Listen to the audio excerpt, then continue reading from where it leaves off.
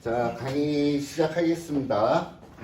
그동안에 이제 계속 강조했던 부분이 이평선, 그 다음에 두 번째로 캔들, 그 다음에 세 번째로 거래량.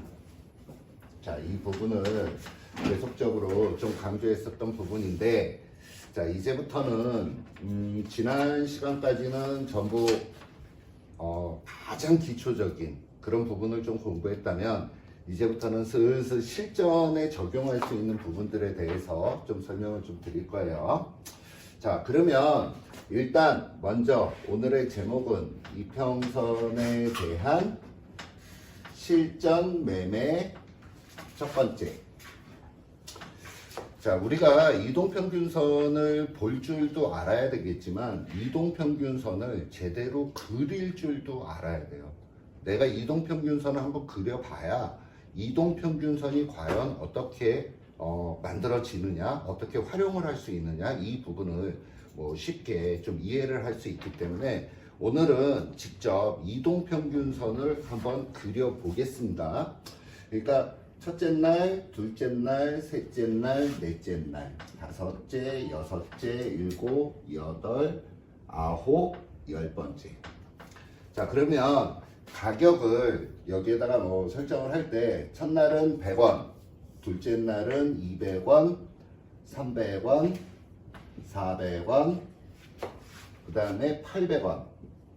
이거는 가격은 종가 기준이에요. 항상 이동평균선이나 캔들 이런 거를 볼 때는 일단 아직까지는 종가 기준으로 보통 많이 따지기 때문에 그 종가 기준이라는 거는 나중에 다시 한번 설명을 한번 해주기로 하고, 일단 이렇게 종가가 형성이 됐다, 이렇게 됐다라고 이제 가정을 합니다.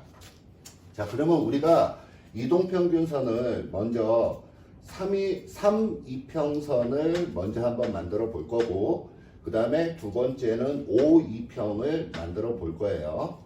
3이평은 셋째 날 되는 날부터 3이평이 생성이 되는데, 이 3이평이 여기 있는 지금 셋째 날 되는 날부터 나를 비롯한 그 이전에 두 개, 세 개를 더해서 3으로 나누는, 플러스 A, B, C라고 있으면 세 개를 더해서 3으로 나누는 게 3이평선이에요. 자, 그러면 이 3이평선 기준으로 금액을 이렇게 따져보면 요 바닥에 처음에는 200원부터 그 다음에 둘째 날 4일차 되는 날은 300원이 되겠고, 더해봐요. 200, 300, 400 더하면 얼마? 900. 그러면 나누기 3. 그 다음에 요 5일째 되는 날은 500원 정도 됩니다. 5일째 되는 날은 요 3개를 더하는 거예요. 300, 400, 800 나누기 3. 그 다음에 500. 그 다음에 또 500. 그 다음에 8일째 되는 날은 다시 300. 그 다음에 300. 그 다음에 500. 자, 이렇게 금액이 나오면 이 부분을 가지고 이 부분을 연결하는 선, 연결하는 이러한 선이 이동평균선이 된다라는 겁니다. 그래서 항상 강조하지만 이 이동평균선 위에서 움직이느냐 아래에서 움직이느냐에 따라서 힘이 있고 없고를 따진다는 거죠. 근데 지금 그린 거는 3이평선을 그린 거예요. 3이평. 자, 그러면 이동평균선이 3만 있느냐?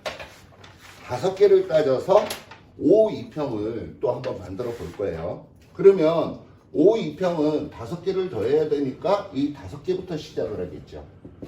그러면은 앞에 있는 거를 다 더해서 제가 계산을 해왔더니 다섯 번째 되는 날 360원, 그 다음에 그 다음날 400원, 그 다음날 440원, 그 다음날 420원,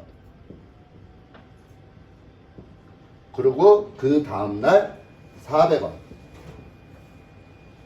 그리고 그 다음날 440원이 된다 이거예요. 자, 그러면 이 부분을 역시 선으로 이번에는 파란색으로 연결합니다. 파란색으로 여기 있는 자리에서부터 쭉 선을 이어서 이렇게 만들었어요.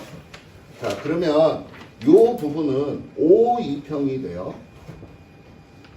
자, 그러면 여기서 실전 예를 한번 들어보면 지금이 9일째 되는 날인데, 예를 들어서 9일째 되는 날인데 가격이 350원이야. 그러면 얘는 힘이 있어 없어? 어떻게 봐야 돼? 자, 굳이 따지면 3, 2평으로 따지면 3, 2평상으로 보면은 얘가 300원짜리인데 얘 위에는 있잖아. 근데 5, 2평선으로 따지면 얘는 400원인데 얘보다는 낫네? 힘이 있을까 없을까? 짧은 기간에서 보면 힘이 있고 조금 긴 기간에서 보면 힘이 없어. 근데 그 상황에서 뭐를 봐야 되냐면 이동평균선의 각도라는 부분이 나오는 거야. 그러면 지금 현재가 9일째 되는 날이야. 9일째 되는 날 지금 현재가가 350원이고 움직여 나가는데 얘가 350원 있는 자리 위쪽으로 쑥 넘어서 요 400원이 있는 자리를 딱 뚫고 올라가. 그러면 그때부터 본격적으로 힘이 나온다라고 볼 수 있게. 그래서 이 이동평균선을 볼 때 단기 이동평균선과 장기 이동평균선이 단기 이동평균선이 더 크다라고 하는 요 지점, 크게 발생하는 요 지점을 흔히 뭐라고 얘기하냐면 골든 크로스라고 얘기를 합니다. 요 부분은 지금 들어가면 좀 어려울 거니까 요 다음 시간에 요 부분까지 설명을 드릴 텐데, 어찌됐건 이 이동평균선에 있어서 오늘 중요한 부분은 구간을 얼만큼을 설정을 하고 이동평균선을 보느냐. 이런 부분의 모습은 아주 굉장히 많이 나오거든, 실제로. 그러면 나는 구간을 짧게 보면은 힘이 있고 구간을 조금 길게 보면 힘이 없고, 요럴 때가 실전에서는 제일 어려운 부분이지. 그러면 그 다음에 어떻게 움직일 확률이 높은가, 거기에 따라서 내가 지금 매수를 해야 돼? 말아야 돼? 그 결정을 해야 된다는 겁니다.